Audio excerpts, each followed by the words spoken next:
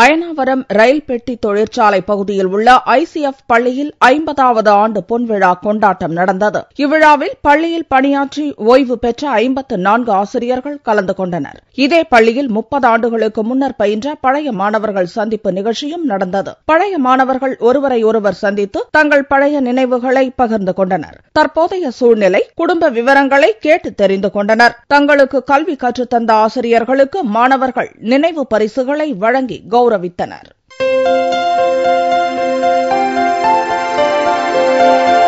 தலைமைச் செயலகத்தில் சித்த மருத்துவ சங்கம் சார்பில் சிறப்பு முகாம் மற்றும் மூலிகை கண்காட்சி நடந்து வருகிறது. வரும் 28ஆம் தேதி வரை நடக்கவுள்ள இந்த முகாமில் தலைமைச் செயலகத்தில் பணியாற்றும் ஊழியர்கள் தங்களை பரிசோதனை செய்து உடல் நலம் குறித்து கேட்டறிந்தனர். டெங்கு காய்ச்சலை நீக்கும் நிலவேம்பு குடிநீர், பன்றிக் காய்ச்சலை தீர்க்கும் கபசுர குடிநீர் ஆகிய கஷாயம் முகாமில் கலந்து கொண்டவர்களுக்கு இலவசமாக வழங்கப்பட்டது. வாத நோய் கண்டவர்கள் அறுவை சிகிச்சை இல்லாமல் வர்ம சிகிச்சை பெறுவதற்கு ஆலோசனையும் வழங்கப்பட்டது. மூலிகை குறித்து தெரிந்து கொள்வதற்காக முகாமில் கண்காட்சியும் நடத்தப்பட்டது. மூலிகை செடி வளர்க்க விரும்புபவர்களுக்கு இலவசமாக மூலிகை கன்றுகளும் வழங்கப்பட்டன.